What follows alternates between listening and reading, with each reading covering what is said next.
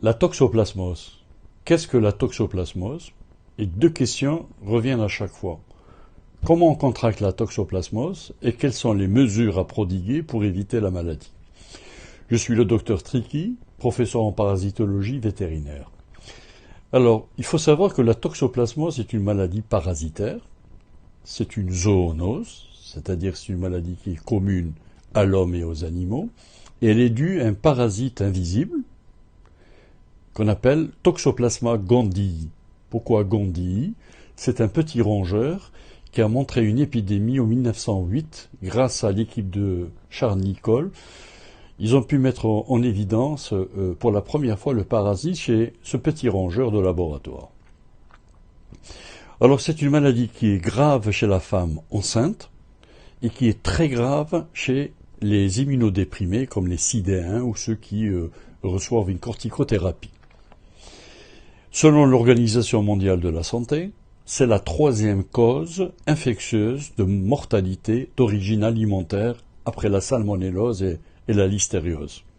C'est une maladie qui est très répandue à travers la planète, elle est cosmopolite, et elle affecte des groupes zoologiques très éloignés. Ce parasite exige pour son développement deux types d'hôtes, un hôte définitif, principale source qui est le chat, et des hôtes intermédiaires que sont les mammifères à sang chaud, comme d'abord les herbivores, la vache, le mouton, la chèvre, le cheval, le dromadaire, le porc, etc. Des carnivores, comme le chat et les chiens, des omnivores, comme le porc donc, et l'homme, et enfin des rongeurs et des oiseaux.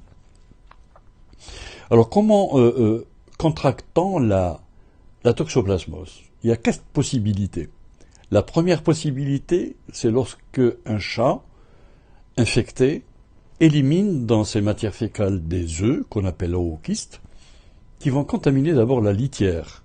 Et c'est lorsqu'on manipule cette litière justement à main nue, et qu'on se lave pas la main, et qu'on porte la main à la bouche, on avale ainsi des œufs. Deuxième possibilité, c'est lorsque le chat contamine le sol, ou l'eau, le sol particulièrement donc les potagers, il peut contaminer des végétaux, donc des crudités comme la laitue, les carottes, les radis, etc., ou alors des fruits comme les baies. Et en ingérant ces crudités on peut avaler ces fameux ookystes sporulés. Troisième possibilité, c'est lorsqu'on a lorsqu'on consomme de la viande mal cuite contenant des kystes de ce parasite. Et enfin, quatrième et dernière possibilité, c'est lorsque la femme enceinte atteinte de toxoplasmose peut contaminer le fœtus par voie transplacentaire. Donc voilà les 4 possibilités. Alors, une question fondamentale se pose, et à laquelle le vétérinaire est pratiquement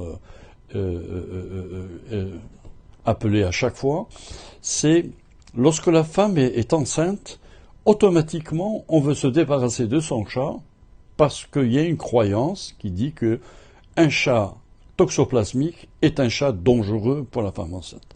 C'est entièrement faux, il faut faire très attention.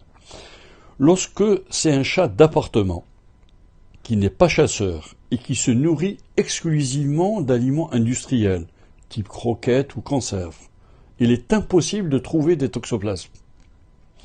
Deuxième chose, une enquête de grande envergure a été menée en Europe sur près de 24 millions de matières fécales de chats. Seuls 0,1% de ces matières fécales se sont avérées positives. Donc les risques sont vraiment infimes, voire dérisoires, pour ne pas dire pratiquement nuls.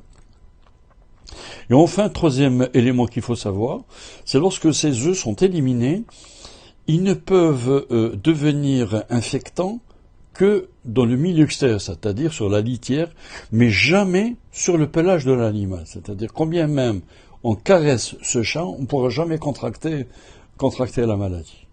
Donc, il n'y a aucun risque de contracter la toxoplasmose, combien même le chat est infesté. Alors, quelles sont globalement les mesures à prendre pour éviter la maladie? En fait, c'est rectifier toutes les erreurs de ce qu'on vient de voir de la contamination. Lorsque on veut changer la litière, il faudra éviter de le faire à main nue, par exemple. Au mieux, se laver les mains. Encore mieux, porter des gants.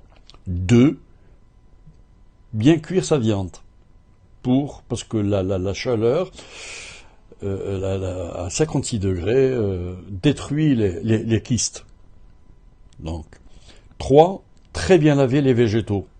Prendre le soin de bien laver. Et enfin, un point essentiel, avant la conception du fœtus, avant la conception, exiger à ce que la femme enceinte fasse une sérologie pour la recherche des anticorps toxoplasmiques. Alors vous avez 2 types de résultats. Soit il est négatif, dans ce cas il faudra refaire la sérologie tous les mois, jusqu'à la naissance du nouveau-né. Et si c'est positif, refaire une sérologie 2-3 semaines après, pour la simple raison pour connaître un peu la cinétique des anticorps. S'il y a la présence que des IgM, c'est une infection précoce. À l'inverse, si c'est que des IgG, c'est une infection tardive.